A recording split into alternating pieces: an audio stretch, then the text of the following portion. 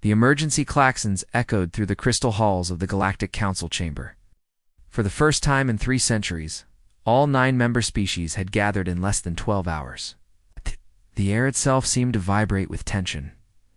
Ambassador Cathara of the Zenthari Empire clutched her ceremonial staff with 4 trembling hands. Her usually pristine blue scales had turned a sickly pale color. Around the circular chamber, representatives from across the galaxy shifted nervously in their seats. "The readings cannot be correct," growled Commander Voss, the massive Corothian delegate. His tusks gleamed under the chamber's artificial light. No single vessel could generate that much energy. High Counselor Meshtai, the ancient ethereal, who had overseen galactic peace for over 400 years, floated at the center of the chamber. Her translucent form pulsed with an unusual orange glow, a sign of deep concern among her species. "The readings have been verified 17 times. Meshtai's voice resonated directly in their minds. 3 separate deep space monitoring stations detected the same energy signature. Humans have built something that defies our understanding of physics." A holographic display materialized above the chamber floor. The image showed a sleek, dark vessel, unlike anything in the known galaxy. It was massive, easily 10 times the size of the largest Corothian dreadnought. It moved with the grace of a fighter craft. "The vessel designation is U.S. Prometheus," announced Dr. Yelanara, the Aquarian science advisor. Her gills fluttered nervously as she spoke. "Our intelligence suggests it's been under construction in the Sol system for the past 15 years, completely hidden from our surveillance networks." "Impossible," snorted General Vex of the Valdorian military caste. "We monitor all military construction in restricted sectors. The humans are barely a Class II civilization." The hologram shifted, showing energy readings that made several delegates gup. Numbers scrolled across the display, power output levels that exceeded entire star systems. "The energy signature suggests the humans have somehow weaponized dark matter," Dr. Yelanara continued. "The implications are terrifying." "Ambassador," Cathara's voice cracked as she spoke, "my homeworld lies directly in the path of their last known trajectory. 3 billion Zenthari citizens could be ... "The humans wouldn't dare," interrupted the Nixarian representative, its mechanical voice buzzing with static. "They signed the Galactic Non-Aggression Pact. They know the consequences." High Counselor Meshtai's form darkened. "The humans have been different since the Centauri incident. They've become increasingly isolated, militaristic. Our diplomatic channels have been silent for months." The chamber fell quiet as the weight of the situation settled over them. The Centauri incident, the event that had changed humanity forever. When the Corothian fleet had mistakenly destroyed the human colony at Proxima Centauri, it was meant to be a simple territorial dispute, but the humans had taken it as an act of war. "We tried to make amends," Commander Voss said quietly. "Reparations were offered. The colony was rebuilt." "You killed 300,000 humans," came a new voice from the chamber's entrance. "Did you think they would simply forget?" All eyes turned to see Captain Alina Vasquez, the human representative to the Galactic Council. She walked into the chamber with measured steps, her military uniform pristine, despite having traveled for days to reach the meeting. Captain Vasquez, High Counselor Meshtai's mental voice carried relief. "We were hoping you could explain the Prometheus," Alina interrupted, her voice steady and cold. "Yes, I know why you've called this emergency session." Activated. Her own holographic display showing detailed schematics of the massive vessel. Length, 15 kilometers. Crew complement, 50,000. Primary armament, 1 prototype dark matter cannon capable of destabilizing stellar cores. The chamber erupted in shocked gasps and angry shouts. Several delegates rose from their seats, demanding answers. But Alina continued speaking, her voice cutting through the chaos. "For 50 years, humanity has been the junior partner in this galactic community. We've followed your laws, paid your taxes, and trusted your protection. But when we needed you most, you failed us." "The Centauri incident was a mistake," Commander Voss protested. "Reparations were paid in full."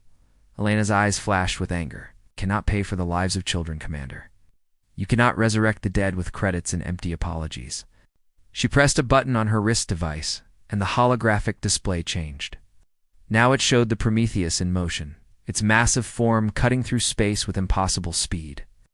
The Prometheus is humanity's answer to a galaxy that sees us as expendable. It's our guarantee that what happened at Centauri will never happen again. You're threatening the entire galaxy, Ambassador Cathera accused. That weapon could destroy entire star systems. Yes, Elena replied simply. It could. The chamber fell silent.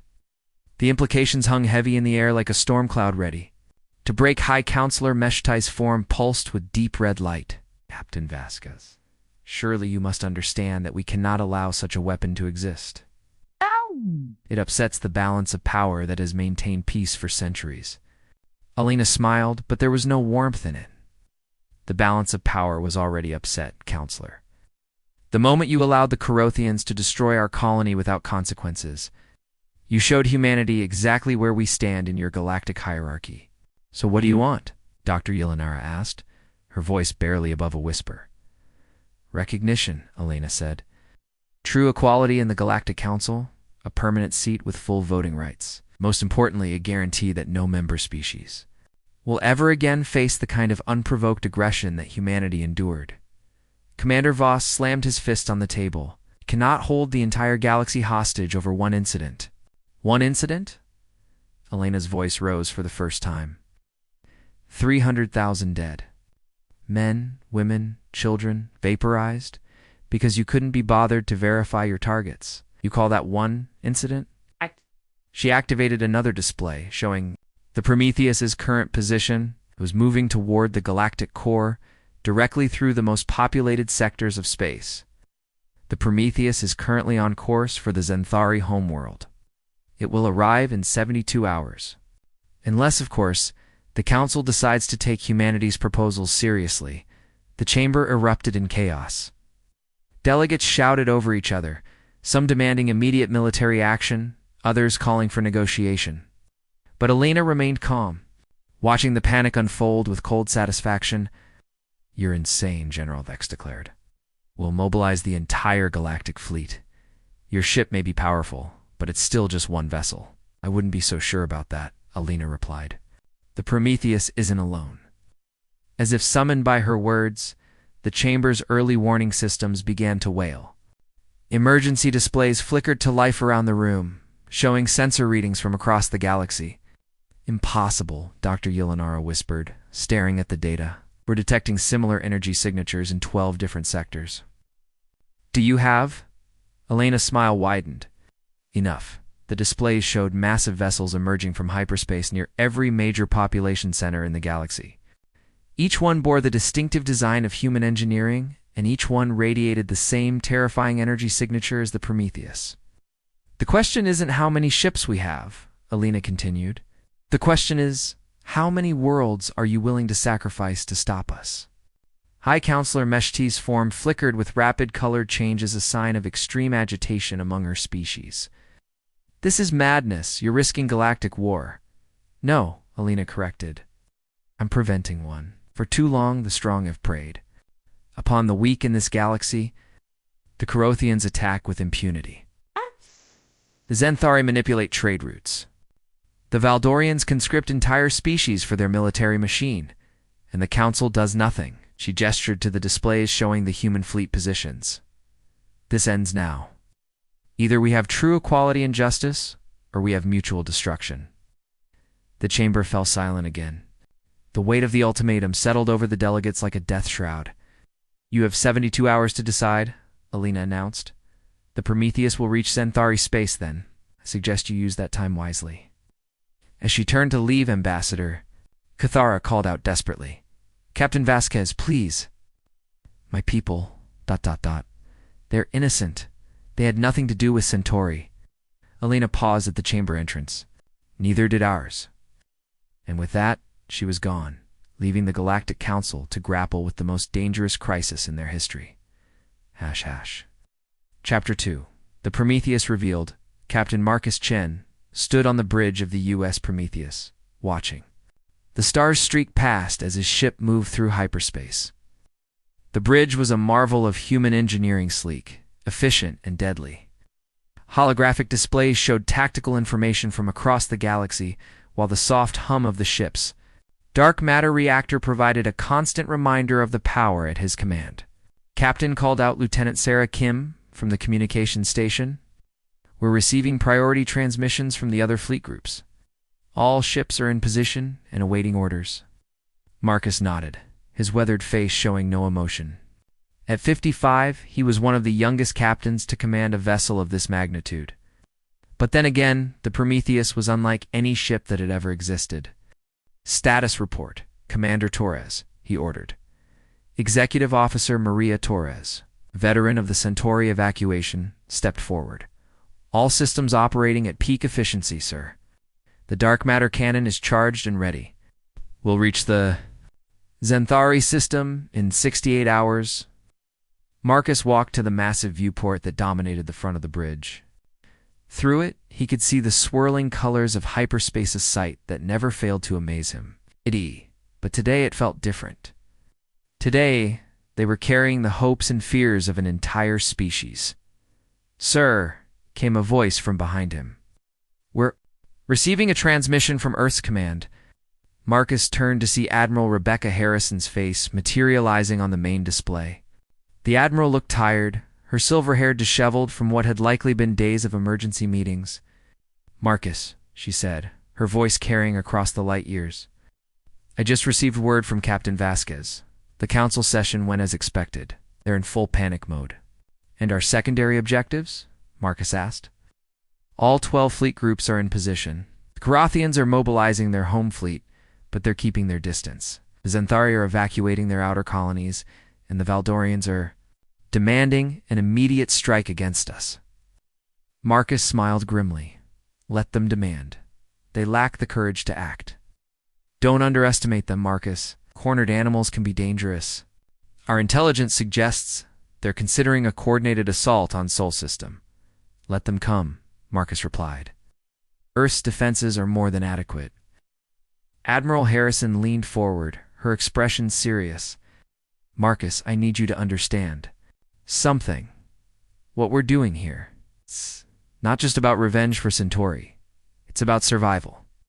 If we back down now, humanity will never be safe in this galaxy. I understand, Admiral. The crew understands. We've all lost someone to their accidents and misunderstandings." The transmission flickered slightly as they hit a gravitic disturbance. When it stabilized, Admiral Harrison continued. "The President has authorized you to use your discretion regarding the demonstration, but Marcus, try to minimize civilian casualties. We're not monsters." "Copy that, Admiral. Prometheus out." Transmission ended, leaving the bridge in relative silence. Marcus turned back to the viewport, but his moment of quiet was interrupted by an urgent alert. Captain called out Ensign Williams from the sensor station. "We're detecting a massive fleet formation dropping out of hyperspace, bearing 2-7-Mark-4. On screen, Marcus ordered dot.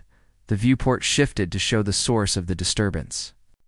A massive fleet of ships had appeared, sleek angular vessels that Marcus immediately recognized as Carothian dreadnoughts. There were at least 50 of them, arranged in a classic battle formation. "They're hailing us, sir," Lieutenant Kim reported. "Put them through." The familiar form of Fleet Admiral Thokomar appeared on the display. The massive Carothian's tusks gleamed as he spoke, his voice filled with barely contained rage. "Captain Chen, of the human vessel Prometheus. I am Fleet Admiral Thokomar of the Carothian Imperial Navy. You will surrender your vessel immediately and submit to boarding for inspection." Marcus almost laughed. "Admiral, I think you're confused about who holds the advantage here. You command one ship, human. I command 50 dreadnoughts. The advantage is clearly mine." "Is it?" Marcus turned to his weapons officer. "Lieutenant Reeves, target their flagship. Minimum power setting." "Yes, sir." "Dark matter cannon locked on target." Marcus looked back at the Carothian admiral. "Admiral Thokomar, I'm going to give you a demonstration of why the Galactic Council considers us a threat. Please observe. Fire." The Prometheus shuddered slightly as the dark matter cannon discharged. A beam of pure energy, invisible to the naked eye, but clearly visible on sensors, lanced out across space. The Corothian flagship simply ... vanished. Not destroyed, vanished. The dark matter beam had destabilized the atomic structure of the ship itself, reducing it to its component atoms in less than a microsecond. The remaining Corothian fleet scattered in panic, their formation breaking apart as captains desperately tried to get their ships to minimum safe distance. Admiral Thocomar Marcus said calmly to the stunned Corothian, "That was 1% power. At full power, I could destabilize your homeworld star. Are you still interested in boarding my vessel?" The Corothian's face had gone pale in impressive feat for a species known for their dark coloration. This ... this is impossible. No weapon could what? Could give humanity the power to defend itself, could level the playing field between species.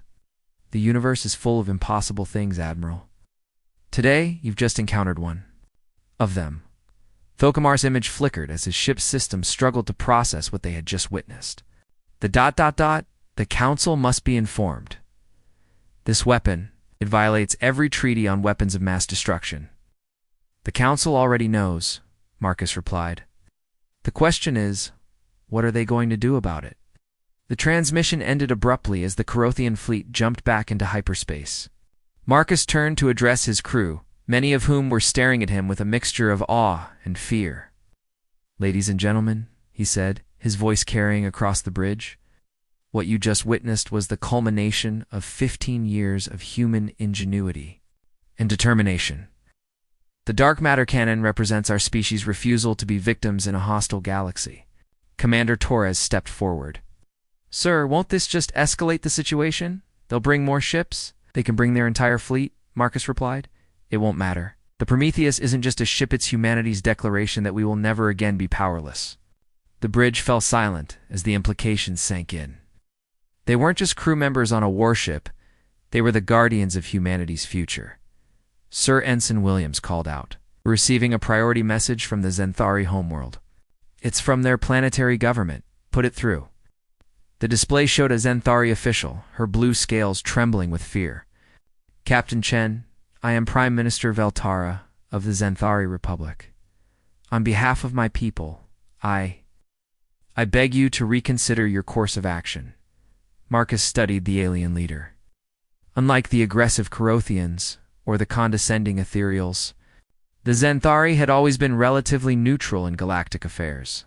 They were merchants and diplomats, not warriors. Prime Minister Marcus said carefully, my quarrel is not with the Zenthari people. But your government has remained silent while humanity suffered. Sometimes silence is complicity. We ...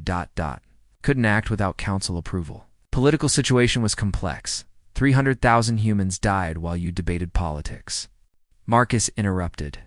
Children, Prime Minister.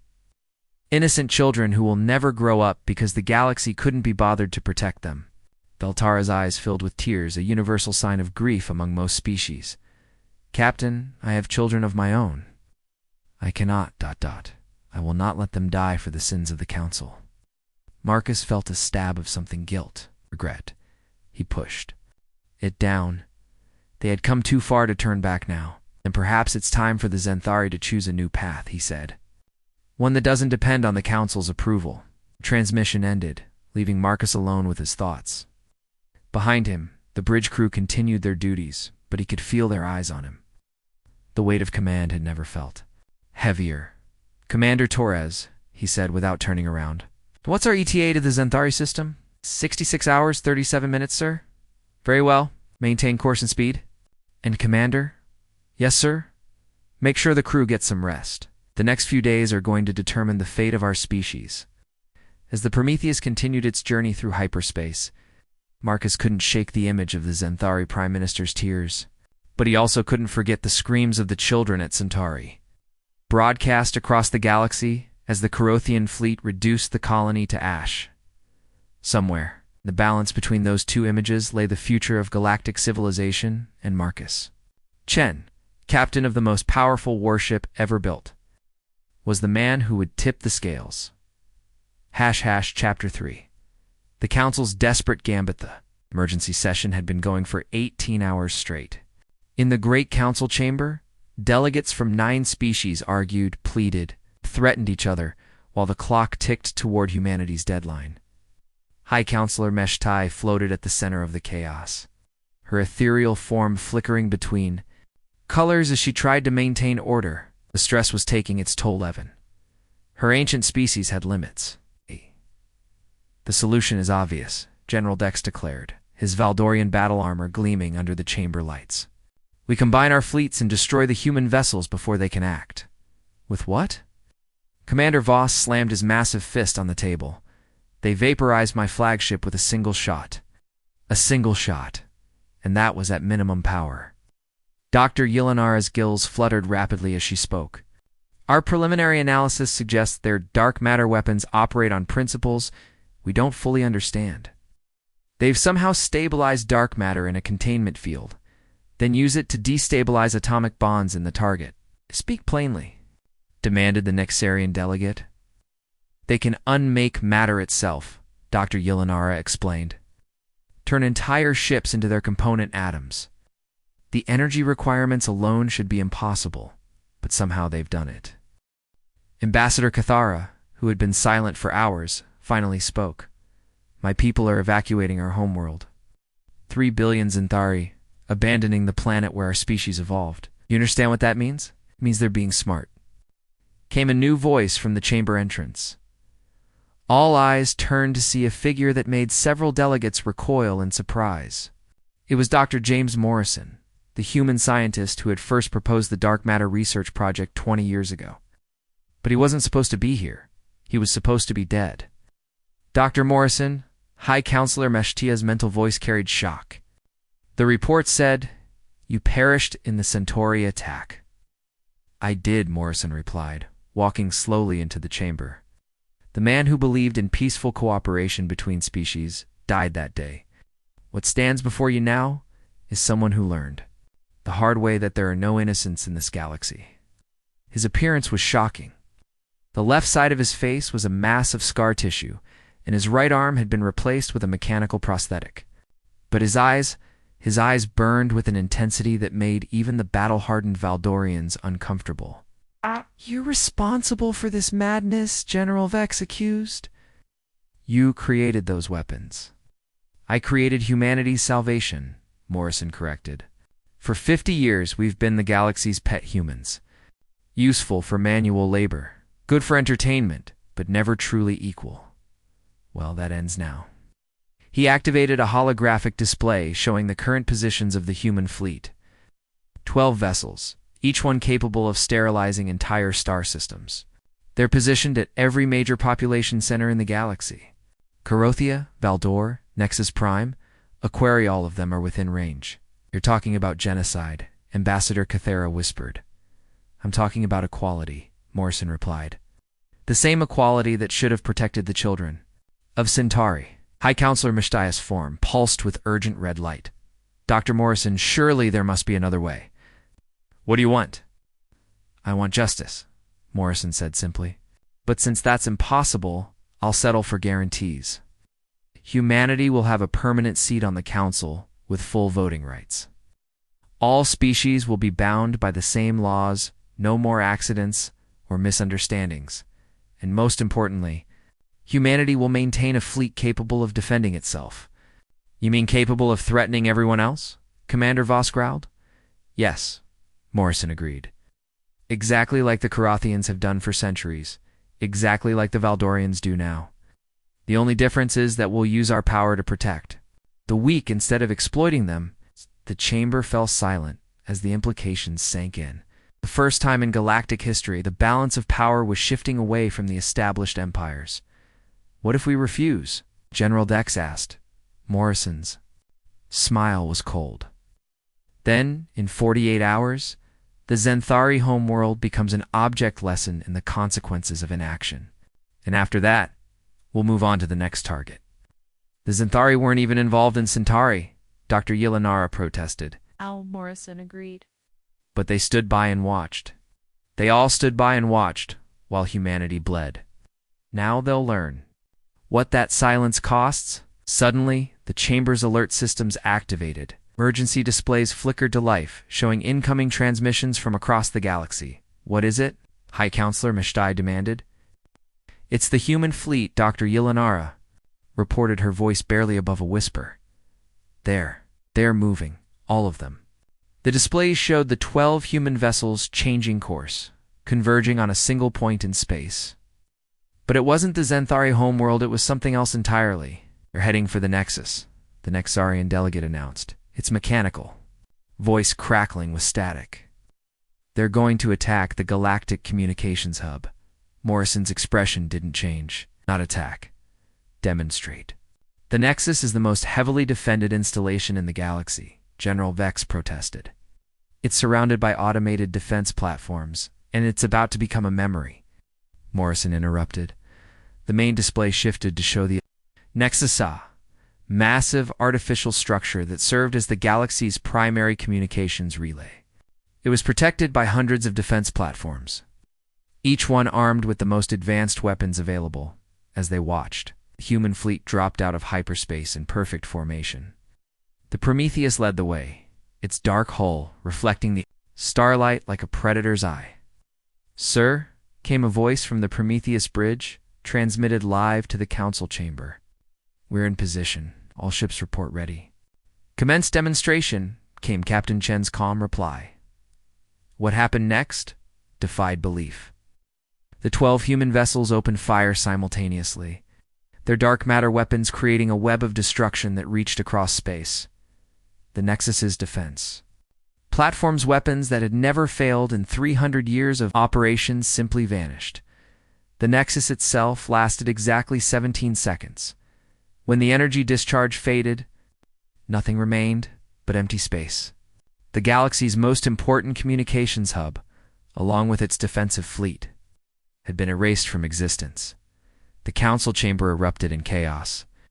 Delegates shouted over each other, some calling for immediate surrender, others demanding a final, desperate assault on the human fleet. But Morrison remained calm, watching the displays with cold satisfaction. "The Nexus took 3 centuries to build," he said quietly. "We destroyed it in less than a minute. Imagine what we could do to a planet. You've just crippled galactic communications," General Dex accused. "How are we supposed to coordinate? That's your problem," Morrison replied. "You have 36 hours to make your decision. The Zenthari homeworld is next, followed by whichever system you value most." High Counselor Meshtai's form flickered rapidly between colors. "Dr. Morrison, please. There must be another way." "What about compromise?" "Compromise?" Morrison laughed bitterly. "Where was compromise when the Corothians butchered our children? Where was compromise when the council voted to investigate the incident for 5 years without taking any action?" He turned to face the assembled delegates. "You want to know what compromise looks like? It looks like 300,000 graves on a dead world. It looks like the children who will never grow up because the galaxy couldn't be bothered to. Protect them." "The Corothians have offered full reparations," Commander Voss said desperately. "Credits, resources, anything. You cannot buy back the dead," Morrison snapped. "You cannot resurrect murdered children with credits and empty promises." Chamber fell silent again. Outside, the stars continued their eternal dance, indifferent to the crisis unfolding within. 36 hours, Morrison repeated. "Use them wisely." As he turned to leave, Ambassador Cathara called out one final time. "Dr. Morrison, I have children. They're innocent. Please, ... Morrison paused at the chamber entrance. For a moment, something flickered in his scarred face, a shadow of the man he used to be. "So did we," he said quietly. "So did we." And then he was gone, leaving the Galactic Council to confront the reality of a galaxy where humanity was no longer the victim. Hosh Hosh Chapter 4. The price of peace. The Zenthari homeworld hung in space like a blue jewel, its 3 moons casting silver light across the continents, where billions of beings lived their lives. From the bridge of the Prometheus, Captain Chen watched the evacuation ships streaming away from the planet, desperate exodus that would never be fast enough. 37 hours since the ultimatum, Commander Torres reported. Still no word. From the council, Chen nodded grimly. Around him, the bridge crew worked with quiet efficiency, but he could feel the tension in the air. They were less than 6 hours from the deadline, and everyone knew what that meant. "Sir," Lieutenant Kim called out, "we're receiving a priority transmission from Earth Command." "Put it through." Admiral Harrison's image appeared on the main display. But she looked different now, older, wearier, as if the weight of the galaxy had settled on her shoulders. "Marcus," she said without preamble, "I need to know, are you prepared to go through with this?" Chen considered the question. Was he prepared? To fire on a planet full of civilians? To become the monster the galaxy would forever remember? "Xanthari people aren't our enemy," he said finally. "But sometimes innocent people pay the price for their government's failures." "That's not an answer, Marcus." "Yes," Chen said quietly. "If the Council doesn't act, I'll give the order. You've come too far to turn back now." Admiral Harrison closed her eyes. "I was afraid you'd say that." "Marcus, I need you to know, if you do this, there's no going back. Humanity will be forever changed." "Humanity was already changed," Chen replied. "The moment they let our children die, this is just the galaxy finally understanding what that means." The transmission ended, leaving Chen alone with his thoughts. But his moment of quiet was interrupted by an urgent alert. Captain Ensign Williams called out, "Long-range sensors are detecting massive fleet movements. It looks like ... It looks like everyone's coming." The tactical display activated, showing the space around the Xanthari system. Ships were dropping out of hyperspace in every direction Carothian. Dreadnoughts, Valdorian battlecruisers, Aquarian deep space vessels, and dozens of others. "They're forming a combined fleet," Commander Torres observed. "I count over 300 vessels." "Doesn't matter," Chen said. 300 or 3,000, they can't stop us now." But even as he spoke, something nagged at him. The formation W. As wrong? Instead of approaching the Prometheus aggressively, the alien fleet was taking up defensive positions around the planet. Sir Lieutenant Kim announced, "We're being hailed by the combined fleet. It's High Counselor Meshtai." Her through. The ethereal form of the ancient counselor appeared on the display, her translucent body pulsing with exhaustion. Behind her, Chen could see the bridges of dozens of different ships, all connected in a massive holographic conference. "Captain Chen," Meshtai's mental voice carried weariness beyond measure. "I speak for the combined fleets of the Galactic Council. We cannot allow you to destroy the Xanthari homeworld." "You cannot stop me," Chen replied simply. "Perhaps not," Meshtai agreed. "But we can stand between you and them. If you wish to fire on innocents, you'll have to go through us first." Chen studied the display, seeing the truth in her words. The combined fleet had positioned itself in a defensive shell around the planet. To reach their target, the Prometheus, would have to destroy them all. "You're willing to sacrifice your own fleets to protect the Xanthari?" he asked. "We're willing to sacrifice ourselves to prevent genocide," came a new voice. Commander Voss appeared on the display, his massive form, showing the scars of a lifetime of battles. "If this is how the galaxy ends, then let it end with us defending the innocent." "The innocent." Chen's voice rose with anger. "Where were you when our innocent were dying? Where was this noble sacrifice when human children were being vaporized?" "We failed," Voss admitted. "We failed humanity, and we failed ourselves. But that doesn't mean we should compound that failure with more death." Other voices joined in from across the fleet. Generals and admirals, scientists and diplomats all united in their refusal to stand aside. "You don't understand," Chen said desperately. "This isn't about revenge.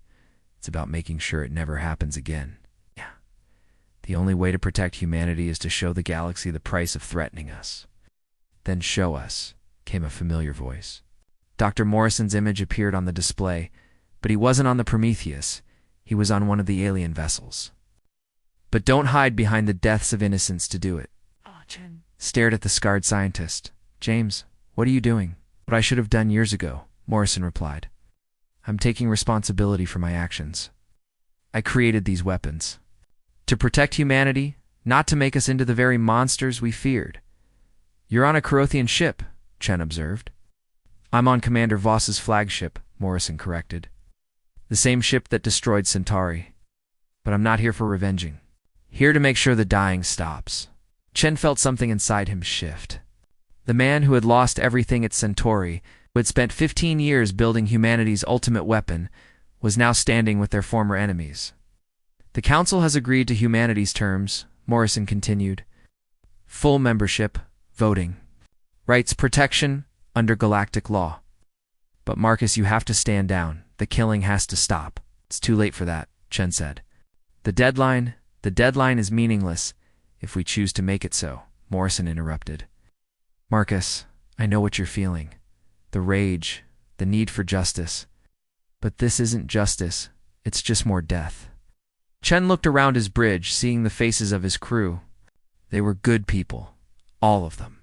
They'd followed him this far out of loyalty and grief. But he could see the doubt in their eyes now, sir. Commander Torres said quietly. Perhaps we should consider. No, Chen said firmly. Come too far. The galaxy needs to learn, the galaxy has learned, came a new voice. Admiral Harrison appeared on the display, her face set with grim determination. Marcus, I'm relieving you of command. Can't do that, Chen protested. I'm the captain of this vessel. And I'm the admiral of the fleet, Harrison replied.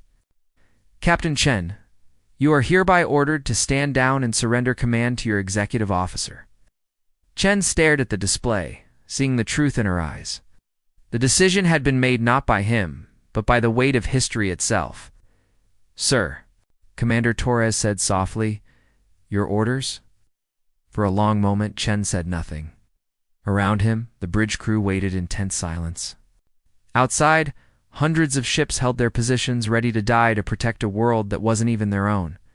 Stand down, he said finally. All weapons offline. Stand down.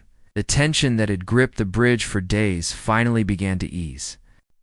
Chen slumped in his command chair, feeling the weight of what they had almost done. Commander Torres, he said without looking up, you have the bridge? As Chen walked toward the lift, he paused to look back at the display. The combined fleet was already beginning to disperse, their desperate gambit having succeeded. Captain Morrison's voice called out from the display, Marcus, you made the right choice. Chen didn't respond. He couldn't. The weight of what they had almost done, what he had almost ordered, pressed down on him like a physical force. Sir, Commander Torres said as she took the captain's chair. What are your orders regarding the fleet? Chen paused at the lift. Entrance. Follow Admiral Harrison's instructions. And Commander? Yes, sir. But make sure the crew understands. We're not the villains in this story. We're just people who came very close to becoming them. The lift doors closed, leaving Chen alone with his thoughts as the Prometheus began its long journey home. Epilogue, the new galaxy. 6 months later, the Galactic Council chamber had been rebuilt, its crystal walls now incorporating elements.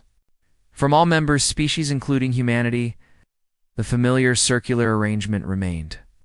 But now there were 10 seats instead of 9. Captain Elena Vasquez sat in the newest chair, her human delegation badge catching the light as she reviewed the day's agenda. Around her, the other representatives engaged in the usual pre-session discussions. But the atmosphere was different now, more cautious, more respectful. The Zenthari reconstruction project is ahead of schedule, Ambassador Cathara reported, her blue scales having returned to their normal vibrant color. The new orbital habitats should be completed within the year. And the Carothian reparations? Asked Dr. Yelinara. Proceeding as agreed, Commander Voss replied. The massive Carothian looked older now, his tusks dulled by the weight of responsibility. The memorial on Centauri Prime will be completed next month. High Counselor Mashtai floated at the center of the chamber, her ethereal form glowing with a steady blue light, the color of calm determination among her species. The galaxy has changed, she observed, her mental voice reaching all present. Perhaps it needed to change. Change came at a price, Alina replied. We nearly destroyed ourselves in the process. We didn't, came a familiar voice from the chamber entrance. Dr. Morrison walked in, his scarred face showing a piece that hadn't been there before. And that makes all the difference. He took his seat as the human scientific advisor, a position created specifically for him after the crisis. The man who had nearly ended galactic civilization was now helping to rebuild it. The dark matter research has been suspended, he reported. The Prometheus and her sister ships have been converted to exploration vessels. Their weapons have been permanently disabled. And Captain Chen, Meshtai asked. Retired to a small colony world, Morrison replied. He's teaching physics too. Children now. Says he wants to help build the next generation instead of destroying the current one. Alina smiled at that. Marcus Chen had carried the weight of humanity's rage for too long. Perhaps now he could find peace. There's something else, Morrison continued. The joint research project between human and ethereal scientists has yielded interesting results. We believe we found a way to use dark matter technology for faster-than-light communication. The chamber stirred with interest. Instant communication across the galaxy would change everything. The proposal is on the table, Alina announced. Equal access for all species, shared technology, shared benefits, no more weapons, no more threats, just progress. And if someone violates the agreement, General Vex asked. Then we'll deal with it together, Alina replied. All of us. That's what the council is for. As the session began, Alina reflected on the journey that had brought them here. Humanity had nearly become the galaxy's greatest threat, but instead they had become its newest hope. The weapons that could have destroyed worlds were now being used to connect them. Outside the chamber windows, ships from a dozen different species moved through space in peaceful cooperation. The galaxy was healing, slowly but surely, but Alina knew the real test was still to come. Somewhere in the darkness between stars, other threats waited. Other species, other conflicts, other chances for the galaxy to tear itself apart. When that time came, humanity would be ready. Not as conquerors or destroyers, but as partners in something greater than any one species could achieve alone. The age of human isolation was over. The age of galactic cooperation had begun, and in the depths of space, where the Prometheus now carried scientists and explorers instead of weapons and warriors, the future was being written one discovery at a time.